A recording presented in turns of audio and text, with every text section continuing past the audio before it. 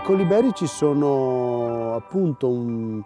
sollevamento della terra dovuto alla pressione magmatica senza avere una vera e propria eruzione, pertanto abbiamo una arenaria, una roccia arenaria che si è elevata e ha portato un limo argilloso rosso sopra, e questo territorio riteniamo, non solamente noi, che sia eccellente per quello che riguarda la produzione di vini rossi, in particolare vitigni bordolesi che hanno trovato qui una zona di elezione ancora nell'Ottocento. Questa è la più antica zona di produzione di Cabernet Merlot e soprattutto di Carmenere dal metà dell'Ottocento, dovuto agli emigranti che rientravano dalle varie peregrinazioni che facevano a quell'epoca di grande povertà in Francia. E si è consolidata la produzione soprattutto di Carmenere, che poi si è diffuso in tutto il Veneto, fu confuso con il Cabernet Franc per molto tempo e adesso finalmente ha ritrovato il suo nome originale, la sua vera identità, che aveva perso in Italia come in Cile. È una storia lunga, comunque è affascinante la storia del Carmenere, questo antico vitigno che ha origini dalmate e che si diffuse nell'impero romano, poi finì a Bordeaux e adesso in Europa c'è solamente qui. E il nostro progetto del vino rosso è principalmente Carmenere. Noi qui adesso possediamo circa 26 ettari, di cui la gran maggioranza è Carmenere, e da quando siamo arrivati sui colli iberici abbiamo piantato esclusivamente Carmenere. Pertanto siamo forse gli unici produttori importanti, ci sono ancora dei produttori in giro, ma che hanno un progetto sul Carmenere, che stanno iniziando a fare girare questo vitigno che noi riteniamo unico nel suo genere, questo vino ovviamente che si ottiene per tutto il mondo, e nessuno sa che in Italia si produce anche del Carmenere, quindi è una bella cosa nuova, che però per noi non è semplicemente una cosa nuova, è un progetto per la vita. Il nostro grande progetto è riuscire a produrre un grandissimo Carmenere che entri nel novero dei migliori vini, ecco.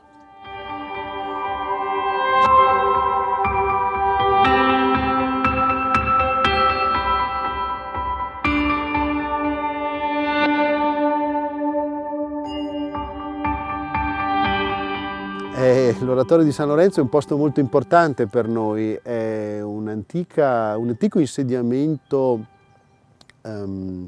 religioso. Qui c'erano i frati benedettini e c'è una delle più antiche chiese dei Colli Iberici, ed è una plaga di 12 ettari che noi abbiamo acquistato in 2 momenti. Abbiamo piantato i primi 6 ettari nel 2002 e i secondi nel 2009,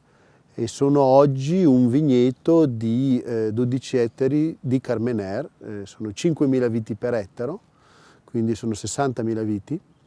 ed è sicuramente il più grande vigneto che c'è in Italia, probabilmente anche in Europa, di Carmenere, e abbiamo identificato questa zona come una delle forse la più vocata in assoluto sui Colli Iberici, date le proprie caratteristiche. È proprio una scodella nella quale c'è una grande temperatura durante l'estate, molto riparata. Il Carmenere ha bisogno di queste condizioni per dare il massimo in termini di maturità e per riuscire ad avere questi tannini morbidissimi però completamente immaturi, senza avere aromi di verde, che sono un po' la cosa più spiacevole del Carmenere non maturo. Oratorio di San Lorenzo produce una riserva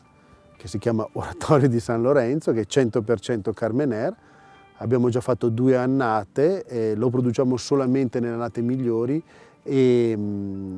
penso sia veramente quello che è forse il Carmenere più rappresentativo che può essere prodotto in questo momento.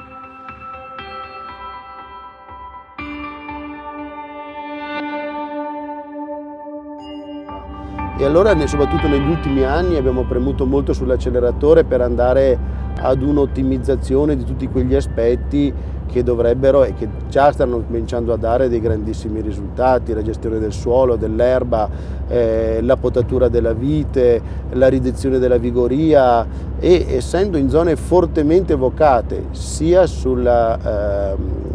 colline del Soave classico che sui Colli Iberici immediatamente stiamo vedendo dei risultati direi piuttosto entusiasmanti, quindi abbiamo imboccato la strada giusta secondo me, e tutto questo però senza affiliarsi adesso a queste nuove scuole di pensiero, a questi guru che devono dirti cosa è giusto, che cosa è sbagliato,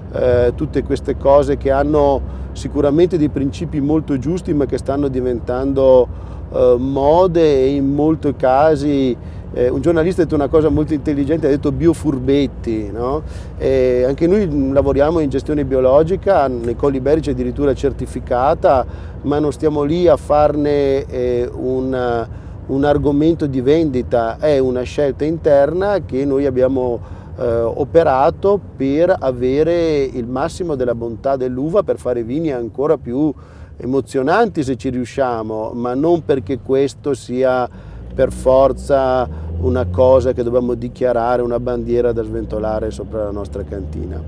Io credo molto nell'understatement, in questa situazione in cui uno deve fare e tacere e poi lasciare a chi beve la scelta.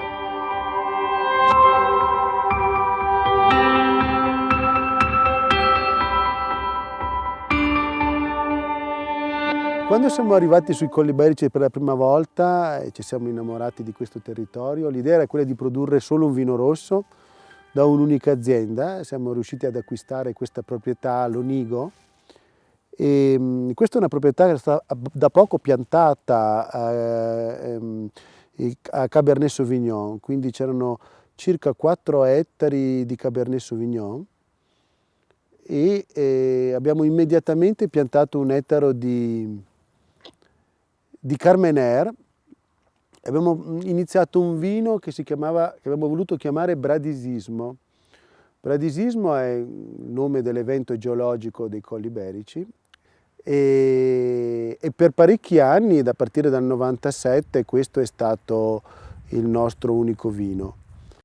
È stata un'esperienza così per noi estremamente utile per cominciare a acquisire nozioni sul territorio e soprattutto capire il potenziale dei Colli Iberici. Poi da questa azienda sono aggiunte altre 2, e questo è di circa 7 ettari. Il totale della proprietà adesso è circa 26, quindi è partito tutto quasi come un gioco, come un hobby, come un vino rosso da aggiungere ai nostri bianchi, e invece è diventata un'azienda di grandezza simile a quella del bianco, con delle caratteristiche completamente diverse. Noi sui Colli Iberici produciamo adesso 4 vini, però tutti fatti in legno, tutti in barrique, il Carmenère più che è il nostro vino d'entrata, il Bradisismo che rimane la nostra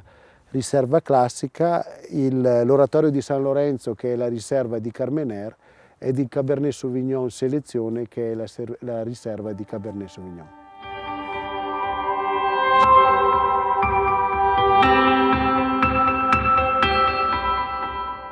Ci troviamo qui nel mezzo del vigneto di Cabernet Sauvignon, da cui produciamo il vino Bradisismo. È una vigna che ha trovato il proprio ambiente naturale, è stato anche un colpo di fortuna questo qui, perché abbiamo proprio un'esposizione massima, tutta esposta a sud.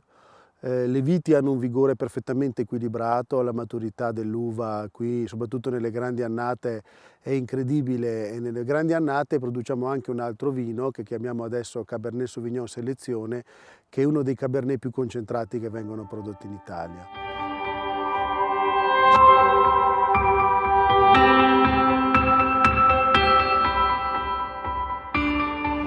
Io credo ancora molto all'assaggio alla cieca, nel senso che è solo quello che ci dà veramente il tono della nostra produzione. Il risultato deve essere che noi siamo in grado di produrre dei vini che poi rimarranno nel tempo come filosofia, cioè in ultima analisi arrivare ad una produzione sostenibile vuol dire sicuramente oggi abbracciare tutte quelle che sono le tecniche viticole, il biologico certamente, tutte queste bellissime cose che ci permettono di sostenere la produzione nel modo migliore, ma anche sostenere la bontà del vino, perché se per fare tutto questo produciamo vini che puzzano, la maggior parte purtroppo sono in queste condizioni, tanti vini assolutamente che in un assaggio alla cieca verrebbero scartati, e questa situazione non è sostenibile. Quindi per me fare vino oggi vuol dire essere sostenibili in tutto e in ultima analisi fare vino molto buono, produrre bontà che sia percepibile dalla gran maggioranza dei bevitori.